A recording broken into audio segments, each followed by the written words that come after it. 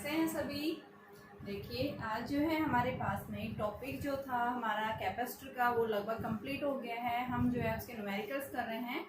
तो हमारे पास में जो क्वेश्चंस हैं यानी कि हमने कल एक कॉन्सेप्ट करवाया था, यानी कि आपके पास में जब भी कोई एक पैरेलल प्लेट कैपेसिटर है उस पैरेलल प्लेट कैपेसिटर को आपने बैटरी से कनेक्ट कर रखा है या डिस्कनेक्ट कर दिया है तो क्या इफेक्ट पड़ेगा वेरियस फैक्टर्स के ऊपर, जिसमें हमने बताया था आपको सबसे पहले फर्स्ट ऑफ ऑल आपको यही ध्यान रखना है कि जब भी आपने क्या किया एक पैरेलल प्लेट कैपेसिटर के अक्रॉस जब आपने बैटरी कनेक्ट कर रखी थी तो क्या इफेक्ट पड़ेगा जब भी बैटरी कनेक्टेड होगी किससे, कैपेसिटर से।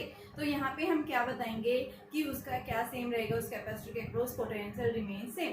लेकिन अगर हम क्या कर देते हैं उसको डिस्कनेक्ट कर रहे हैं पैरेलल प्लेट कैपेसिटर के अक्रॉस, अगर बैटरी को डिस्कनेक्ट कर देते हैं तो आप क्या बताएंगे चार्ज क्या रहेगा, रिमेन सेम रहेगा। क्यों रहेगा? Due to the conservation of charge के कारण रहेगा। ठीक है, तो आज हम इसी के ऊपर क्वेश्चंस कर रहे हैं कि हमारे पास में यानी कि जब आपने क्या किया एक पहले कैपेसिटर को बैटरी से कनेक्ट किया हुआ था उसको डिस्कनेक्ट कर दिया, दूसरे कैपेसिटर से जब उसको कनेक्ट कर दिया है तो उसकी एनर्जी स्टोर के ऊपर क्या इफेक्ट पड़ेगा। ठीक है, क्या निकालना है हमें, एनर्जी स्टोर निकालना है। यहाँ से आपके पास आगे भी पूछ सकता है कि मान लो अगर आपके पास एक पैरेलल प्लेट कैपेसिटर है उसके बीच में एक डाइलेक्ट्रिक स्लैब इंसर्ट कर देते हैं और वहां से बैटरी को रिमूव कर दिया है तो बताइए क्या इफेक्ट पड़ेगा। तो हम वेरियस फैक्टर्स यानी इसी तरह के इसके न्यूमेरिकल्स देखेंगे। बेटा वेरी इंपॉर्टेंट टॉपिक है आपके कॉम्पिटिशन के अंदर, आपके बोर्ड एग्जाम्स के अंदर यहाँ पे इस टाइप के क्वेश्चन यहाँ से पक्का आता है। कैपेसिटर का इक्विवेलेंट कैपेसिटेंस कभी नहीं निकालना पूछता। यहाँ से क्या पूछता है कि जब भी आपके पास में कोई भी कैपेसिटर है उस कैपेसिटर के अक्रॉस यानी इंडिविजुअली चार्ज कितना है, पोटेंशियल कितना है उनके अक्रॉस, साथ में क्या एनर्जी स्टोर क्या है, उसको बैटरी से कनेक्ट कर दिया, डिस्कनेक्ट कर दिया, यानी इस तरह से क्वेश्चंस पूछेगा यहाँ पे। ठीक है, तो यहाँ पे लगभग क्वेश्चंस आते हैं। तो यहाँ से इस टाइप के क्वेश्चंस जो है 2 या 3 साल से नहीं पूछ रहा है तो मे बी चांसेस हैं इस तरह के क्वेश्चंस को यहाँ पे इस बार आने की। ठीक है, तो ध्यान से केयरफुली करना बेटा, जो है आप इसकी प्रैक्टिस करना, practice makes a perfect man. ठीक है, तो आपको प्रैक्टिस अगेन एंड अगेन आपको करनी है, क्वेश्चंस आपको लगातार करने हैं। जितने क्वेश्चंस आप करेंगे आपके कॉन्सेप्ट अच्छे से समझ में आएंगे। ठीक है, तो देखिए हमारे पास जो क्वेश्चन है वो क्या दिया हुआ है, एनसीईआरटी क्वेश्चन है। ये भी एनसीईआरटी क्वेश्चन आपको सारे करने हैं, लगभग मैंने करवा दिए हैं, 7 क्वेश्चन करवाए हैं। तो देखिए हमारे पास में क्या है, एक 4 माइक्रोफैराड कैपेसिटर है, इसको 200 वोल्ट की बैटरी से क्या कर दिया है, कनेक्ट किया है। मान लो ये आपके पास में कैपेसिटर है, कितना कैपेसिटर है इसका, 4 माइक्रोफैराड। इसको हमने क्या किया एक बैटरी से कनेक्ट किया हुआ है और बैटरी कितनी है हमारे पास में 200 वोल्ट की बैटरी है। अब इसको यहाँ से क्या कर दिया, सप्लाई को यहाँ से हटा दिया है। हटा देंगे तो यानी हमारे पास में क्या बनेगा, ये कैपेसिटर आ गया, यही कैपेसिटर, बैटरी को यहाँ से रिमूव कर दिया।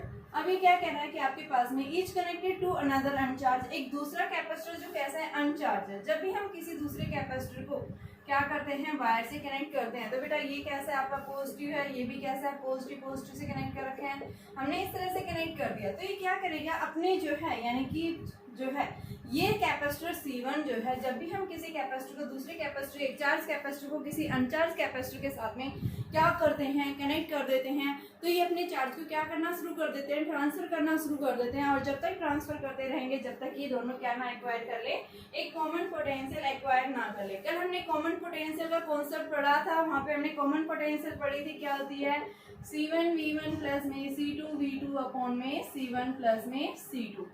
ठीक है, हमने लॉस ऑफ एनर्जी बताया था कि जब ये क्या करते हैं अपने जो है यानी चार्जेस को ट्रांसफर कर रहे हैं, जब तक चार्ज को ट्रांसफर करते रहेंगे जब तक दोनों कैपेसिटर के अक्रॉस पोटेंशियल क्या ना हो जाए, सेम ना हो जाए। और ये जब तक चार्ज शेयर करते रहेंगे जब तक कि दोनों कैपेसिटर के अक्रॉस जो है सेम पोटेंशियल नहीं आ जाती।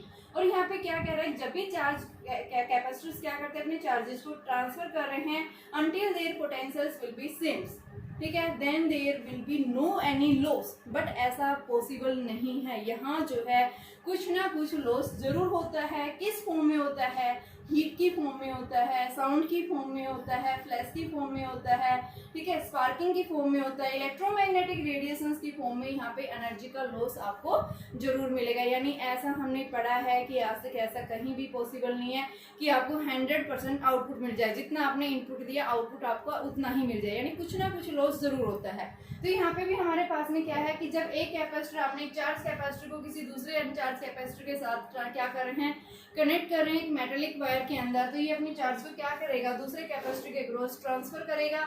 और जब तक ट्रांसफर करेगा जब तक कि दोनों कैपेसिटर के अक्रॉस पोटेंशियल क्या ना हो जाए, सेम ना हो जाए, ठीक है। तो यहाँ पे क्या कर रहा है, कॉमन पोटेंशियल एक्वायर कर लेते हैं और फिर ये क्या कह रहा है कि यहाँ से आपके पास में जब ये अपने चार्जेस को ट्रांसफर कर रहे हैं तो यहाँ पे लॉस ऑफ एनर्जी जो है वो कितनी आएगी। यार दो चीज निकालनी है हमें, पहला क्या निकालना है कि यहाँ पे एनर्जी कितनी आएगी, ठीक है, पहले पार्ट में, और दूसरा क्या कर रहा है, जब फर्स्ट से सेकंड के अंदर जा रहा है तो कितनी एनर्जी उसने लॉस की है, ठीक है। तो देखिए आपके पास में देखो फर्स्ट कैपेसिटर C1 हमारे पास क्या है 4 माइक्रोफैराड, V1 कितना है हमारा 200, ठीक है।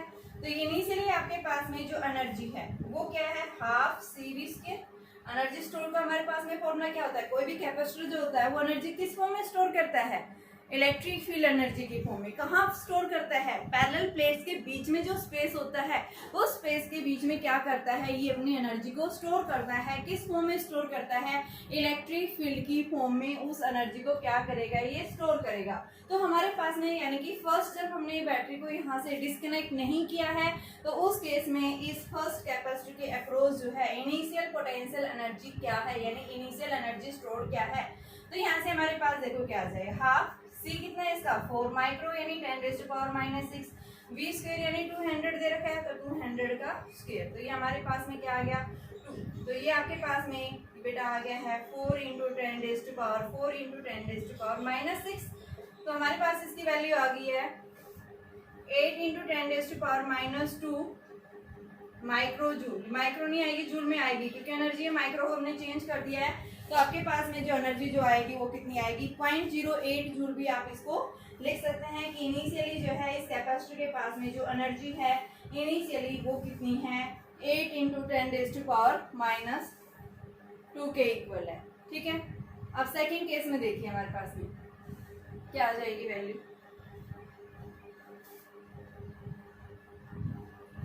देखो इसने अभी इसको क्या कर दिया, यहाँ से इस कैपेसिटर को हमने क्या किया, यहाँ से बैटरी से डिस्कनेक्ट कर दिया। अब देखो मैंने कॉन्सेप्ट बताया था, जब भी हम किसी भी कैपेसिटर के अक्रॉस जब बैटरी को क्या कर देते हैं, डिस्कनेक्ट कर देते हैं, तो डिस्कनेक्ट के केस में क्या सेम रहता है बेटा, पोटेंशियल जो है वो चेंज हो जाएगा बट चार्ज जो है वो क्या रहता है, रिमेन सेम रहेगा, ठीक है। तो यहाँ से हम क्या निकाले, चार्ज निकाले, इस चार्ज की वैल्यू हमारे पास में कितनी आएगी, तो हम क्या लिखेंगे, चार्ज जो है 4 माइक्रोफैराड के अक्रॉस जितना आएगा उतना ही दूसरे कैपेसिटर के अक्रॉस आएगा। ये 2 माइक्रोफैराड का था, ये कितने का था 4 माइक्रोफैराड, तो हम क्या लिखेंगे, चार्ज अक्रॉस 4 माइक्रोफैराड। क्यों क्या होता है, CV होता है, तो यहाँ से C इंटू में भी किसके अक्रॉस निकाल रहे, फर्स्ट चार्ज फर्स्ट कैपेसिटर के अक्रॉस। फर्स्ट कितना है 4 × 10⁻⁻6, वोल्टेज कितनी दे रखी इसके अक्रॉस 200, तो ये हमारे पास में कितनी आ गई 8 × 10⁻⁻4 कूलम्ब आ गई। इतना चार्ज आ रहा है किसके अक्रॉस, फर्स्ट कैपेसिटर के अक्रॉस जो है इतना चार्ज आ रहा है। अब हमें क्या करना है, हमने क्या किया है, यहाँ से बैटरी को डिस्कनेक्ट कर दिया है। बैटरी को डिस्कनेक्ट करने के बाद जब दूसरे कैपेसिटर आप इसके साथ पैरेलल में लगा रहे हैं तो इसकी एनर्जी के ऊपर क्या इफेक्ट पड़ेगा, वो एनर्जी निकालेंगे और फिर इनका एनर्जी लॉस निकालेंगे। एनर्जी लॉस कैसे निकालते हैं, इनिशियल एनर्जी में से फाइनल एनर्जी का क्या कर दो, डिफरेंस कर दो, वो हमें क्या देगा, लॉस जो है हीट देगा, लॉस ऑफ एनर्जी देगा। तो वहां से हम क्या निकालेंगे, लॉस ऑफ एनर्जी। किस फॉर्म में लॉस कर रहा है ये यहाँ पे क्वेश्चन में दिया हुआ है, किस फॉर्म में, इलेक्ट्रोमैग्नेटिक रेडिएशन में, ठीक है ना। जब भी कोई चार्ज पार्टिकल अपनी क्या करता है, यहाँ से एनर्जी लॉस करता है, एक बॉडी से दूसरी बॉडी में ट्रांसफर कर रहा है अपनी एनर्जी को, तो वहाँ पे रेडिएशंस क्या होती हैं, एमिट होती हैं। जैसे हम दिखाते हैं कि ट्रांसमिशन लाइंस होती हैं, यहाँ पे कई बार साउंड्स आती हैं, ठीक है, इस फॉर्म में करता है, वायर गर्म हो जाता है, हीट की वजह से जो है वहाँ पे एनर्जी लॉस करता है। कई बार क्या होता है वो अपने साथ कुछ रेडिएशंस का भी एमिशन कर देता है, ठीक है। तो यहाँ पे क्या होगा, रेडिएशंस का एमिशन हो रहा है, स्पार्किंग प्रोड्यूस हो रही है, हीट प्रोड्यूस हो रही है, साउंड प्रोड्यूस हो रही है, तो ये क्या करेगा, इन वेरियस फॉर्म्स के अंदर एनर्जी लॉस करेगा। तो यहाँ से देखिए हमें क्या निकालना है, फाइनल एनर्जी निकालनी है जब हमने इसके क्रॉस एक अनचार्ज कैपेसिटर को क्या कर दिया, चार्ज कैपेसिटर के साथ में कनेक्ट कर रहे हैं। तो हम यहाँ से लिखेंगे when uncharged capacitor is connected with a charged capacitor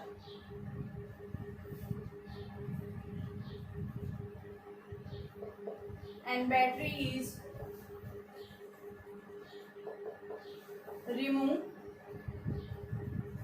then charge will be remains same.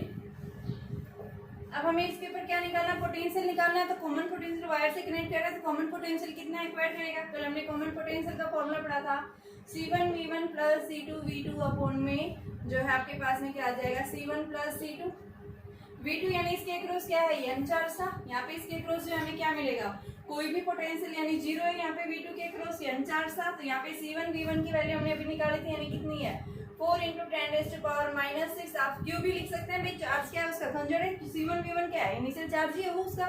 तो यहाँ से हमारे पास कितना आ जाएगा, V1 की वैल्यू 200 अपॉन में C1 कितना है 4 + 2 यानी 6 माइक्रोफैराड और माइक्रो कौन 10⁻⁻�6। ये से कैंसिल हो गया। तो ये हमारे पास में 400 अपॉन में 3 आ गया है। ये क्या है, यहाँ से कॉमन पोटेंशियल आ गया है यहाँ पे, ठीक है। जो हमारे पास में जो कॉमन पोटेंशियल आया है उसके अक्रॉस वो कितनी आ गई है, यानी कि 400/3 वोल्ट आ गई है। ये क्या है, कॉमन पोटेंशियल। अब निकालना क्या है, फाइनल एनर्जी। तो फाइनल एनर्जी निकालेंगे। देखिए जब हमने कैपेसिटर अनचार्ज कैपेसिटर के अक्रॉस एक क्या कर दिया है, चार्ज कैपेसिटर के अक्रॉस एक अनचार्ज कैपेसिटर कनेक्ट कर दिया है, तो उस केस में हमारे पास में फाइनल एनर्जी जो है UF क्या है आपके पास में, कल हमने पढ़ा था क्या है C1 + C2 इंटू में B क्या है यहाँ कॉमन पोटेंशियल। कॉमन पोटेंशियल हम निकाल चुके हैं। तो यहाँ पे हमारे पास में क्या आएगा 1/2। C1 कितना है बेटा 4, C2 कितना है 2, कितना आएगा 6 माइक्रोफैराड यानी -6, और B कितना है 400/3 इंटू 400/3 उसका स्क्वायर है। तो ये हमारे पास 3 से 3 कैंसिल। तो ये आपके पास में आ गई बेटा 10⁻⁻4 और ये माइनस से, तो यानी कि 16 × 10⁻⁻2 अपॉन में 3। 16 × 10⁻⁻2 अपॉन में 3 के इक्वल यानी क्या आ गई, ये फाइनल एनर्जी आ गई है।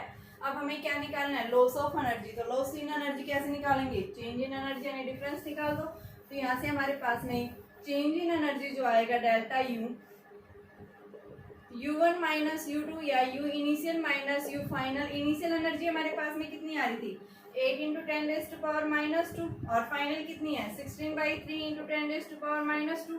तो यहाँ से हमारे पास में आ गया 8 - 16/3 × 10⁻⁻2। तो ये बेटा आपके पास 24 - 16 करेंगे तो 8/3 × 10⁻⁻2 जूल ये हमारे पास फाइनल एनर्जी आ जाएगी, जो लगभग किसके आसपास आएगी 2.6 × 10⁻⁻2 जूल के आसपास आ जाएगी। ठीक है, देखिए एक बार क्वेश्चन मैं फिर से बता रही हूँ। क्या कह रहा है, आपके पास में एक चार्ज कैपेसिटर था, ठीक है। उस चार्ज कैपेसिटर के अक्रॉस जो है पोटेंशियल 200 वोल्ट की दे रखी थी, और उसके अक्रॉस हमने क्या कर दिया, पहले 200 वोल्ट की जो बैटरी लगा रखी है। तो इनिशियल वो कैपेसिटर चार्ज हो है, तो उसके अक्रॉस चार्ज कितना है इनिशियली, तो ये चार्ज आ गया। एनर्जी कितनी स्टोर करेगा, पैरेलल प्लेट्स के बीच में जो स्पेस था वो स्पेस में क्या करेगा, उस एनर्जी को स्टोर करेगा किस फॉर्म में, इलेक्ट्रिक फील्ड की फॉर्म में। तो यहाँ पे हमने इनिशियल एनर्जी निकाली। अब उसने क्या किया, बैटरी को डिस्कनेक्ट कर दिया और एक दूसरे अनचार्ज कैपेसिटर को उसके साथ में लगा दिए है, ठीक है, पैरेलल में लगा दिया। तो हम क्या देखेंगे, जब भी हम किसी एक कैपेसिटर अनचार्ज कैपेसिटर को किसी चार्ज कैपेसिटर के साथ लगा देते हैं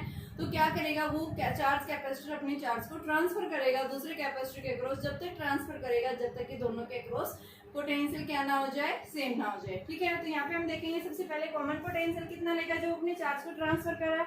तो इनिशियल हमने कॉमन पोटेंशियल निकाल दिया, ये आ गई वैल्यू, ठीक है।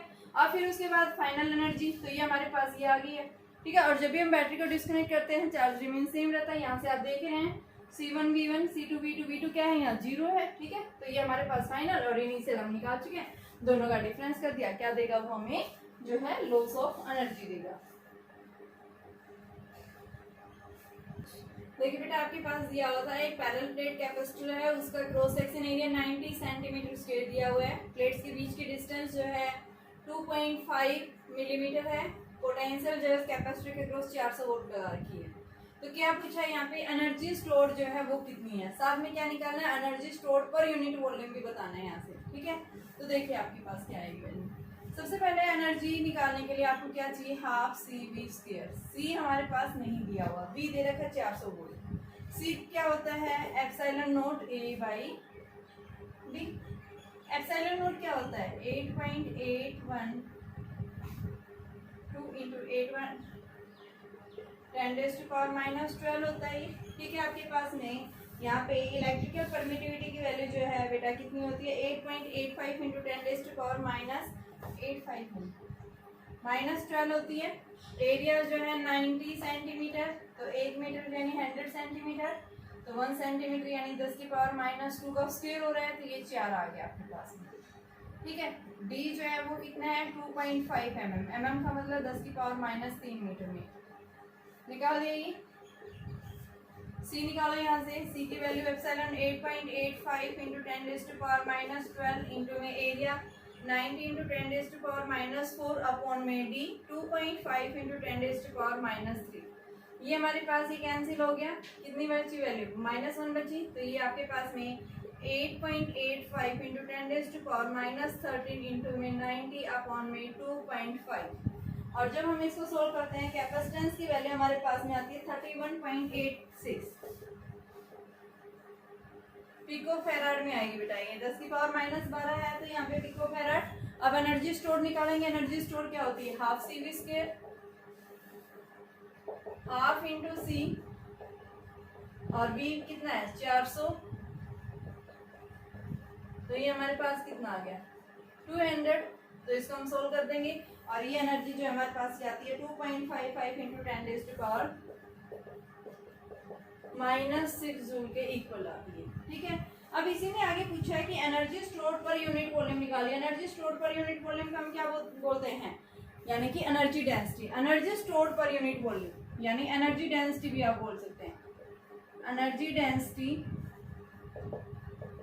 U बाई AD, U कितना आ रहा है 2.55 इंटू में 10⁻⁻6, ए हमारे पास 90 इंटू 10⁻⁻4, और डी की वैल्यू कितनी है आपके पास 2.5 इंटू 10⁻⁻3।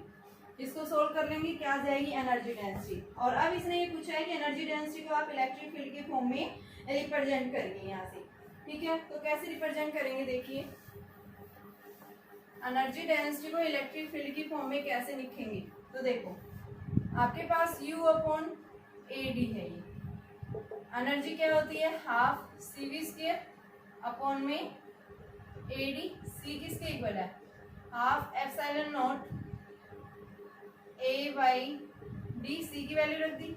V हमारे पास क्या होता है ED, तो E square D square upon में AD, A से A कैंसिल, और ये आपके पास में D से D कैंसिल हो गया, तो क्या आ गया half epsilon not E square. इसने पूछा था energy stored per unit volume को आप जो है इलेक्ट्रिक फील्ड की फॉर्म में रिप्रेजेंट करिए। तो हमें पता है एनर्जी स्टोर क्या होती है half C V square, AD as it is है, C की क्या होती है पैरेलल प्लेट कैपेसिटर में epsilon naught A by D होता है, और V इलेक्ट्रिक फील्ड और पोटेंशियल के बीच में हमने रिलेशन पढ़ा है E इज इक्वल टू क्या होता है V बाई D। तो वही रिलेशन मैंने V की वैल्यू क्या आ गई ED आ गई, वही रिलेशन हमने यूज कर दिया यहाँ पे, और ये क्या आ गया half epsilon not E square. ये रिलेशन हम पढ़ चुके हैं, पहले बता चुके हैं। देखिए बेटा क्वेश्चन आपके पास में एक पैरेलल प्लेट कैपेसिटर है। इस पैरेलल प्लेट कैपेसिटर के अक्रॉस जो मैक्सिमम वोल्टेज जा सकती है वो कितनी है 1 किलोवोल्ट। ठीक है, उसके अक्रॉस मैक्सिमम वोल्टेज जो हम पास कर सकते हैं 1 किलोवोल्ट। यहाँ डाइलेक्ट्रिक कांस्टेंट उसकी कितनी है कैपेसिटर की 3, एंड डाइलेक्ट्रिक स्ट्रेंथ का मतलब मैक्सिमम इलेक्ट्रिक फील्ड वो कितना है आपके पास में 10⁻7 volt metre inverse. For safety we would like the field never's to, यानी कि हमें उस कैपेसिटर को सेफ बनाने के लिए हम उस कैपेसिटर के अक्रॉस जो फील्ड है वो कितना किससे ज़्यादा मैक्सिमम अलाउ नहीं कर सकते 10% ऑफ डाइलेक्ट्रिक स्ट्रेंथ कि जो मैक्सिमम आपके पास है उसका 10% से ज़्यादा जो हम उस कैपेसिटर के अक्रॉस जो है फील्ड ज़्यादा बढ़ा नहीं सकते, क्योंकि अगर उससे ज़्यादा बढ़ाएंगे तो क्या हो जाएगा ब्रेकडाउन हो जाएगा, वो वोल्टेज जो है ब्रेकडाउन उसमें आ जाएगा। हमने पढ़ा था ब्रेकडाउन वोल्टेज, और साथ में हमने क्या पढ़ा था डाइलेक्ट्रिक स्ट्रेंथ। ठीक है, तो उस केस में हमने बताया था कि यहाँ पे अगर हम क्या करें कैपेसिटर के अक्रॉस जो है इलेक्ट्रिक फील्ड की वैल्यू मैक्सिमम बढ़ाते जा रहे हैं, तो ये कंडीशन ऐसी आती है कि क्या हो जाता है कैपेसिटर जो है ब्रेक हो जाती है, यानी उसके अक्रॉस जो वोल्टेज है वो ब्रेक डाउन हो जाती है। तो यहाँ पे हमारे पास में मैक्सिमम जो है वो इलेक्ट्रिक फील्ड इतना जा सकता है, लेकिन उस कैपेसिटर को सेव बनाने के लिए क्या कह रहा है कि उसके अक्रॉस जो मैक्सिमम इलेक्ट्रिक फील्ड है वो क्या है कि 10% ऑफ मैक्सिमम इलेक्ट्रिक फील्ड। ठीक है। तो 10% का मतलब 10/100 इंटू में डाइलेक्ट्रिक स्ट्रेंथ कितनी है, यहाँ पे आपके पास दे रखी है 10⁻7, तो ये आपके पास में 2 से 2 कैंसिल, तो ये हमारे पास में 10⁻6 आ गई है। ठीक है, 5 और ये 6 आ गई है, ये क्या आ गया आपके पास में वोल्ट मीटर इनवर्स आ गया। अब हमें क्या निकालना है कि व्हाट मिनिमम एरिया निकालना है। तो एरिया निकालने के लिए C इज इक्वल टू क्या चाहिए, एप्सिलॉन नॉट A/D, और यहाँ डाइलेक्ट्रिक स्ट्रेंथ बता रखा है तो K टाइम्स हो जाएगा ये। तो एरिया निकालने के लिए यानी कि आप क्या निकालेंगे, सबसे पहले यहाँ से D डिस्टेंस नहीं दे रखा हमें, D नहीं दे रखा, A भी नहीं है, ठीक है। तो यहाँ से हम क्या करेंगे, सबसे पहले D डिस्टेंस को निकालेंगे। इस D डिस्टेंस को हम कैसे निकालेंगे, तो इसको निकालने के लिए आपके पास में जो है इसकी वैल्यू दिखा रखी, देखो C कितना है, यहाँ पे कैपेसिटेंस 50 पिको फैराड है, तो C कितना है 50 पिको, पिको का मतलब 10⁻−12 फैराड हो गया। ठीक है, तो ये आपके पास में जो है D निकालो। सबसे पहले D कैसे आएगा, E इज इक्वल टू क्या पढ़ा था V/D, तो D किसके इक्वल आ गया V/E। तो V की वैल्यू कितनी दे रखी बेटा 10⁻1 किलो, किलो का मतलब क्या है 10⁻3, और E कितना है हमारे पास 10⁻6, तो ये कितना आ गया 10⁻−3 मीटर आ गई। ठीक है, यहाँ पे पुट करेंगे तो हमारे पास में ये कितना है, C की वैल्यू है 50, 10⁻12, K की वैल्यू कितनी है 3, एप्सिलॉन नॉट 8.85 इंटू 10⁻12, ठीक है, और इंटू में A हमें निकालना है, D कितनी है 10⁻3, तो A की वैल्यू क्या आ जाएगी 50 इंटू 10⁻, ये उधर जाएगा -15 अपॉन 3 इंटू 8.85 इंटू 10⁻12, और जब आप इसको निकालते हैं तो इस एरिया की वैल्यू जो है हमारे पास में ये वैल्यू आ जाती है 18.8 इंटू 10⁻⁴ मीटर स्क्वायर। एरिया है जो लगभग अप्रोक्सीमेट क्या आ गया 19 सेंटीमीटर स्क्वायर के इक्वल आ गया। सेंटीमीटर के मीटर की फॉर्म में निकाला वो 19 उसमें हो जाएगा। ठीक है, तो ये हमारे पास क्वेश्चन था।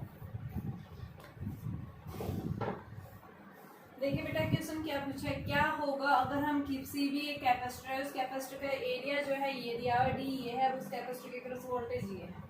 अब ये क्या कह रहा है कि अगर हम उस कैपेसिटर के बीच में एक 3 mm जिसकी थिकनेस एक माइका शीट यानी डाइलेक्ट्रिक हो गई, जिसका डाइलेक्ट्रिक कांस्टेंट 6 है, ये हमने उसके बीच में इंसर्ट कर दिया। तो यहाँ पे इसने बोला है कि फर्स्ट हमें क्या देखे, क्या इफेक्ट पड़ेगा उसके ऊपर। वोल्टेज अगर रिमेन्स कनेक्टेड कर रखा है, ठीक है। दूसरा जैसे मान लो ये कैपेसिटर है, ठीक है, इसके अक्रॉस 100 वोल्ट की value.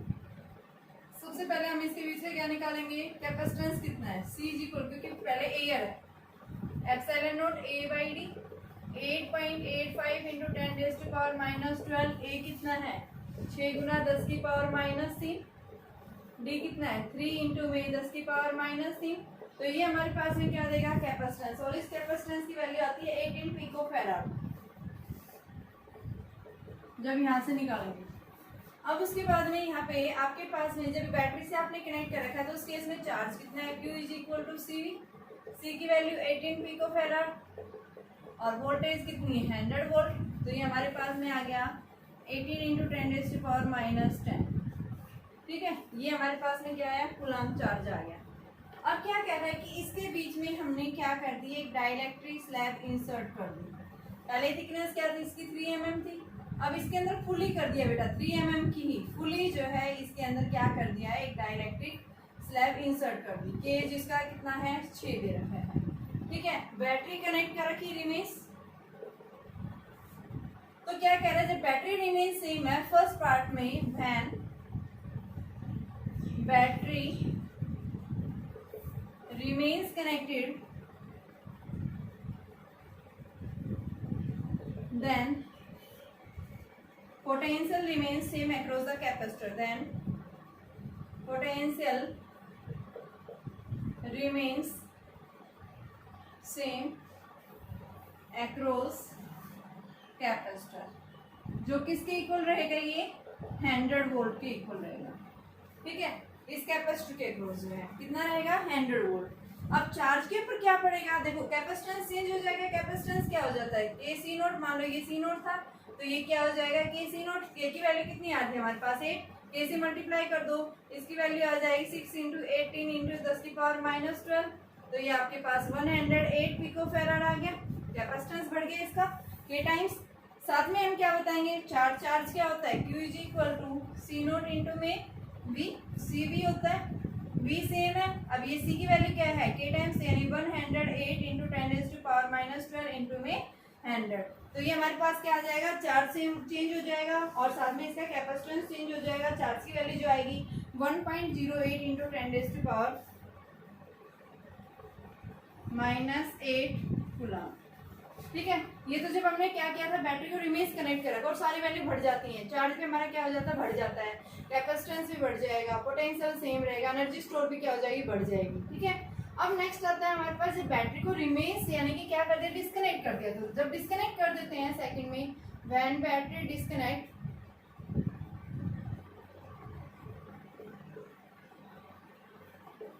Then Q will be same. क्या सेम रहेगा, चार्ज रिमेन सेम रहेगा। तो जब चार्ज सेम रहता है तो उस केस में हमें क्या निकालना है कि आपको यहाँ से कैपेसिटेंस की वैल्यू क्या रहेगी, वही के टाइम्स बढ़ जाएगी क्योंकि डाइलेक्ट्रिक स्लैब इंसर्ट कर रखा है। चार्ज की वैल्यू आप देखेंगे, चार्ज क्या रहेगा, रिमेन से, लेकिन पोटेंशियल जो है इसके क्रॉस चेंज हो जाएगी। वी नोट बाई के, वी नोट कितना था 100, के की वैल्यू कितनी है 6, तो ये कितना आ गया 50/3। इतनी वोल्टेज इसमें रिड्यूस, सारी वैल्यू रिड्यूस हो जाती है। इसमें चार्ज रिमेन्स क्या रहता है, सेम। जब हम बैटरी को क्या कर देते हैं, डिस्कनेक्ट कर देते हैं, तो हमारे पास ये वैल्यू आ जाती है। क्या हुआ है कि आपके पास दो कैपेसिटर्स हैं, इन दोनों कैपेसिटर के अक्रॉस 6 वोल्ट की बैटरी लगा रखी है। इनिशियली जब क्या किया है, स्विच को क्लोज किया है, तो उस केस में आपको क्या निकालना है, चार्ज और पोटेंशियल निकालना है। पहला केस ये है। दूसरा केस बोला है इसने कि जब अगर हम इनके बीच में एक डाइलेक्ट्रिक कांस्टेंट जैसे के की वैल्यू 3, स्लैब है पूरी तरह से इंसर्ट कर दी दोनों के बीच में, यहाँ C1 C2 दोनों 1 माइक्रोफैराड के हैं। जब इन दोनों के बीच में हमने एक डाइलेक्ट्रिक स्लैब इंसर्ट कर दिए, तो इंसर्ट करने के बाद इनके चार्ज और पोटेंशियल डिफरेंस के ऊपर क्या इफेक्ट पड़ेगा।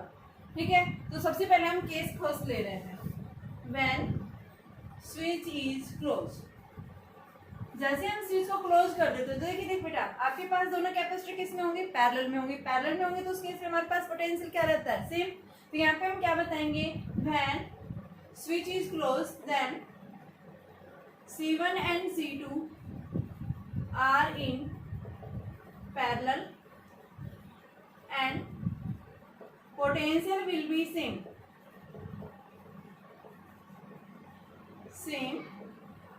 across C1 and C2। C1 और C2 के अक्रॉस पोटेंशियल क्या रहेगा, रिमेन सेम, यानी V1 और V2 की वैल्यू क्या रहेगी, फर्स्ट कैपेसिटर और सेकंड कैपेसिटर दोनों के अक्रॉस पोटेंशियल की वैल्यू कितनी रहेगी, 6 वोल्ट रहेगी। ठीक है, चार्ज हमारे पास क्या आ जाएगा, क्यों, जब हमने स्विच को क्लोज कर रखा है, यहाँ कोई डाइलेक्ट्रिक स्लैब इंसर्ट नहीं किया है, उस केस में हम बात कर रहे हैं, तो Q is equal to CV। C की वैल्यू कितनी है 1 और वोल्टेज कितनी है 6, तो क्या आ गया 6 माइक्रोकूलम आ गया। इसके क्रॉस भी 6 रहेगा, इसके क्रॉस भी 6 रहेगा, और पोटेंशियल दोनों के क्रॉस क्या रहेगा, सेम। फर्स्ट पार्ट निकाल दिया। अब सेकंड क्या कह रहा है कि जब आपने स्विच को क्लोज कर दिया है, सेकंड पार्ट है when dielectric slab having K कितना है 3 is inserted between them and switch as is open। Switch जब ओपन कर देते हैं उस केस में क्या सेम रहता है, चार्ज सेम रहेगा। तो क्या बताएंगे, charge will be same across C1 and C2। ठीक है, तो सबसे पहले हम फर्स्ट कैपेसिटर के क्रॉस ले रहे हैं। किस कैपेसिटर, देखो ये कैपेसिटर तो बैटरी से कनेक्टेड है, इसको ओपन कर दिया तो यहाँ इसके क्रॉस नया पोटेंशियल आएगा, तो इस पोटेंशियल की वैल्यू को निकालेंगे। चार्ज मैंने बताया दोनों के क्रॉस क्या रहेगा, भाई सेम रहेगा। तो चार्ज कितना आ जाएगा, सबसे पहले इनका कैपेसिटेंस देखो, C1 C2 क्या हो जाएगा, K टाइम्स ऑफ C। तो K की वैल्यू 3 है और C कितना था 1, तो 3 माइक्रोफैराड आ गया। अब चार्ज क्या हो जाएगा, Q is equal to C into V। तो C की वैल्यू कितनी है 3 माइक्रोफैराड और V कितना है आपके पास में 6।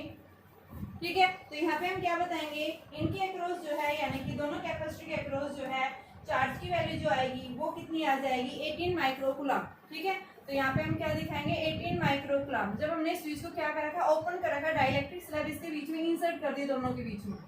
ठीक है, तो चार्ज की वैल्यू क्या रहेगी सेम, तो इसके क्रॉस में चार्ज यही रहेगा, इसके क्रॉस। जब भी हम बैटरी को डिस्कनेक्ट कर देते हैं दोनों कैपेसिटर के अक्रॉस चार्ज क्या रहता है, रिमेन सेम।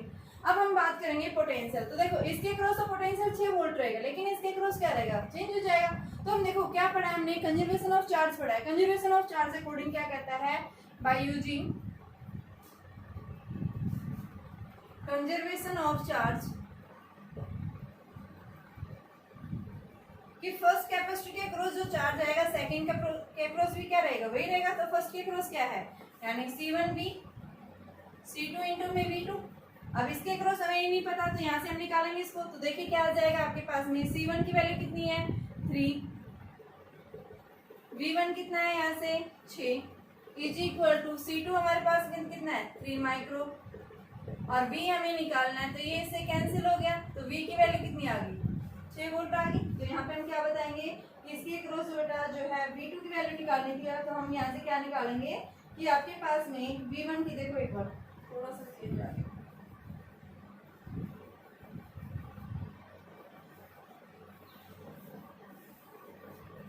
आपके पास जो है हम क्या बता रहे हैं, इसके सेकंड जो कैपेसिटर है इसके अक्रॉस हमें क्या निकालना है, यहाँ पे पोटेंशियल निकालना है। इसके अक्रॉस पोटेंशियल क्या रहेगा 6 वोल्ट। तो इसके अक्रॉस दोनों के अक्रॉस चार्ज की वैल्यू क्या रहेगी, रिमेन सेम रहेगी, लेकिन पोटेंशियल जो है वो क्या हो जाती है, चेंज हो जाती है। ठीक है, तो पोटेंशियल जो है हमारे पास में कितनी आएगी वो हमें देखना है। तो उस पोटेंशियल को निकालने के लिए हमने क्या पढ़ा था कि जो है क्या करेंगी, कैपेसिटर के अक्रॉस क्या निकालना है, पोटेंशियल निकालना है। तो पोटेंशियल निकालने के लिए हम क्या करेंगे, यहाँ से देखो Q इज इक्वल टू क्या होता है C2 इंटू V2। हमें क्या निकालना है यहाँ से V2। Q कितना है, इसके क्रॉस कितना रहेगा बेटा, यहाँ पे हमने निकाला था चार्ज जो है इसके क्रॉस कितना रहेगा आपके पास में जो है ये तो जब हमने डाइलेक्ट्रिक स्लैब इंसर्ट कर दिया उस केस में हमारे पास में कितना आ रही है वैल्यू जो है 18 आ रहा था। ठीक है, तो यहाँ से हम क्या बताएंगे, इस कैपेसिटर के क्रॉस जो है आपके पास चार्ज की वैल्यू जो रहेगी वो क्या रहेगी, यानी कि 6 माइक्रोकूलम जो क्या रहता है, यानी कि सेम रहेगी रिमेज जो पहले थी। पहले यानी कि जब हमने क्या किया था, ये इंसर्ट नहीं किया डाइलेक्ट्रिक स्लैब इंसर्ट नहीं की थी, तो उस केस में हमने क्या देखा था 6 माइक्रोकूलम था। तो वही चार्ज रहेगा क्योंकि स्विच को ओपन कर दिया यहाँ पे। तो यहाँ पे हम क्या बताएंगे कि इसके अक्रॉस जो चार्ज है वो कितना है 6 माइक्रोकूलम अपॉन में C2 की वैल्यू कितनी है 3 माइक्रोकूलम। तो ये इससे कैंसिल कितना आ गया 2 वोल्ट आ गया। देखो एक बार फिर से क्या पूछा था, अगर स्विच को ओपन कर दे और इनके बीच में डाइलेक्ट्रिक स्लैब क्या कर रखा है, इंसर्ट कर रखा है, तो यहाँ पे इसने पूछा है कि इनके चार्ज के ऊपर और पोटेंशियल पे क्या इफेक्ट पड़ेगा। पहला केस मैंने क्या किया था, स्विच को क्लोज किया था, तो उस केस में हमने चार्ज निकाल दिया और पोटेंशियल। ठीक है, जब बैटरी रिमेन्स कनेक्ट रहती है पोटेंशियल सेम रहेगा, चार्ज जो है दोनों के अक्रॉस क्या आ गया C1 कैपेसिटेंस सेम है इनका। ठीक है, वोल्ट भी सेम है, तो ये 6 माइक्रोकूलम। अब सेकंड केस में जब हमने इसको ओपन कर दिया और दोनों के बीच में डाइलेक्ट्रिक स्लैब इंसर्ट कर दिया, तो कैपेसिटेंस के टाइम्स बढ़ जाएगा, यानी इसका भी 3 माइक्रोकूलम फैराड आ गया, इसका भी 3 माइक्रोफैराड। अब चार्ज जो है इनके अक्रॉस जो है, देखो बैटरी रिमेन्स कनेक्टेड रहती है, तो उस केस में हम पोटेंशियल सेम बताते हैं, लेकिन बैटरी को ओपन कर देते हैं, तो इसके अक्रॉस जो चार्ज है इसके अक्रॉस पोटेंशियल क्या रहेगा आपके पास, क्या बताएंगे कि 18 माइक्रोकूलम आ गया। ठीक है, अब सेकंड कैपेसिटर के पास जो पहले चार्ज था वही चार्ज जो हम क्या बताएंगे कि इसके पास आ जाएगा। फर्स्ट कैपेसिटर के क्रॉस जो है चार्ज हमने कितना बता दिया, ये सेकंड कैपेसिटर के क्रॉस, क्योंकि बैटरी क्या होगी ओपन होगी। ठीक है, तो ये 6 वोल्ट इसके क्रॉस जाएगा नहीं, तो इसके पास जो पहले चार्ज था वही चार्ज रहेगा। पहले कितना चार्ज था इसके पास 6, तो यहाँ पे हम क्या लिखेंगे Q2 कितना था 6 माइक्रोकूलम था ये चार्ज इनिशियली। ठीक है, तो यहाँ से हमें क्या निकालना, potential Q is equal to CV होता है। तो चार्ज जो पहले था वही बाद में रहेगा, जब स्विच को ऑफ करो चाहे स्विच को क्लोज कर दो, तो उस केस में आपके पास ये आ गया और इसको हमने C2 से डिवाइड कर दिया, कितना पोटेंशियल आ गया इसके क्रॉस C2 आ गया। तो बेटा क्या पूछा, आपके पास में 2 कैपेसिटर हैं X एंड Y, 15 वोल्ट की बैटरी से लगा रखा है। ठीक है, क्या कह रहा है, इसके अंदर जो है एक डाइलेक्ट्रिक मीडियम इसमें इंसर्ट कर रखा है जिसकी K की वैल्यू क्या है 4। ठीक है, तो यहाँ इसने पूछा है इक्विवेलेंट दे रखा है इनका, तो कैपेसिटेंस दोनों कैपेसिटर्स का कितना आएगा। पहले आपको C1 C2 निकालना है। ये मान लो C1 है, ये क्या है C2, C1 क्या है X और C2 क्या है Y। तो X और Y की वैल्यू पूछी है यहाँ पे।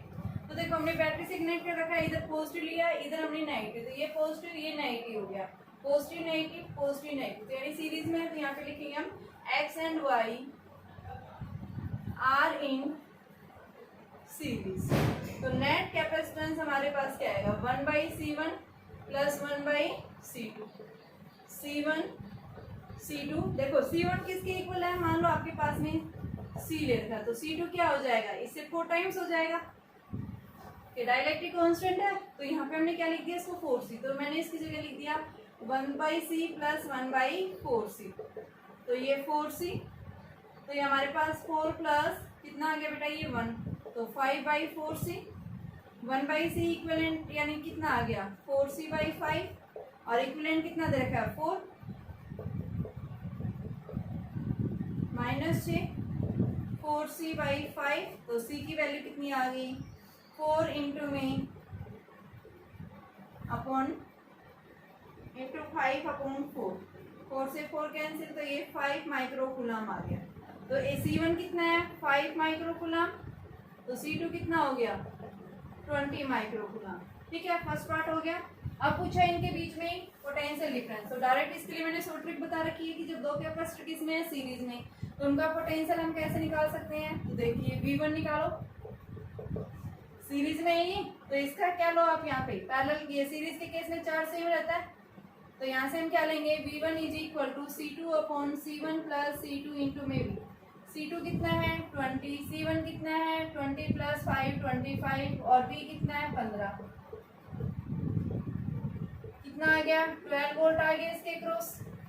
सेकंड है, इसके क्रॉस निकालेंगे तो 15 माइनस 12 कितना बच गया, 3 वोल्ट बच गया इसके क्रॉस, यानी इसके क्रॉस 3 वोल्ट आए, इसके क्रॉस कितना है 12 वोल्ट। अब पूछा क्या था, what is the ratio of energy store, तो आप क्या निकालेंगे, एनर्जी निकालो x और y के क्रॉस।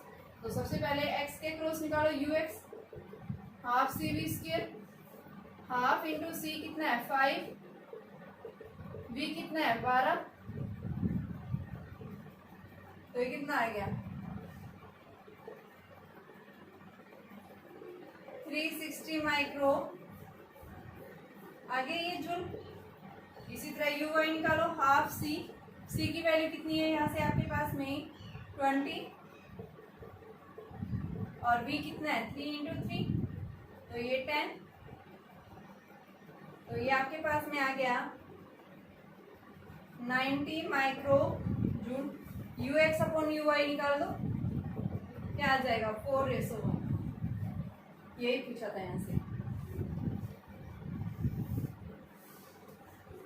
पैरेलल प्लेट कैपेसिटर है, इस पैरेलल प्लेट कैपेसिटर की डिस्टेंस क्या है, D है, और इसके बीच में एक डाइलेक्ट्रिक स्लैब जिसकी थिकनेस जो है कितनी दे रखी है 3D/4, डाइलेक्ट्रिक कांस्टेंट इसका K है, इसको क्या कर दिया, इसके अंदर इंसर्ट कर दिया है इस पैरेलल प्लेट कैपेसिटर के बीच में, जहाँ पे इस प्लेट का क्रॉस सेक्शन एरिया जो है वो इस प्लेट के बराबर दे रखा है, बट थिकनेस ये दे रखी है। तो इसने पूछा है बताइए कैपेसिटेंस के ऊपर क्या इफेक्ट पड़ेगा अगर हम एक डाइलेक्ट्रिक स्लैब इंसर्ट कर देते हैं। तो कैपेसिटेंस का फॉर्मूला निकालने के लिए हमने फॉर्मूला पढ़ा था, जो क्या पढ़ा था यहाँ पे, C is equal to ε0A/d minus T plus T/K। ठीक है, तो यहाँ से हम वैल्यू रख दें, चाहे डायरेक्ट रख दो चाहे आप ऐसे निकाल लो, तो ये क्या आ जाएगा ε0A/d माइनस T 3D/4, ठीक है, और प्लस में 3D/4 इंटू K, T/K है ना, तो K की फॉर्म में रख दिया, तो ये आपके पास क्या आ गया ε0A/में d/4 प्लस 3D/4K। तो ये हमारे पास वैल्यू क्या आ गई, ε0A/d/4 कॉमन ले लो, 1 प्लस 3/K, तो यहाँ से हम ये लिख सकते हैं 4 ε0A/d 1 प्लस 3/K, तो ये 4C0/1 प्लस 3/K, और इसका भी एलसीएम ले लो आप, तो क्या आएगा 4C0K/K प्लस 3, ये कैपेसिटेंस आ जाएगा। K की फॉर्म में निकालना था, तो K की फॉर्म में हमारे पास ये आ गया, ठीक है। तो 4K/K प्लस 3C0, डायरेक्ट हमारे पास फॉर्मूला होता है, उससे हमने रख दिया कि जो स्लैब की थिकनेस है वो कितनी है 3D/4, और D क्या थी पैरेलल प्लेट से बीच की डिस्टेंस, तो ये आ जाएगा।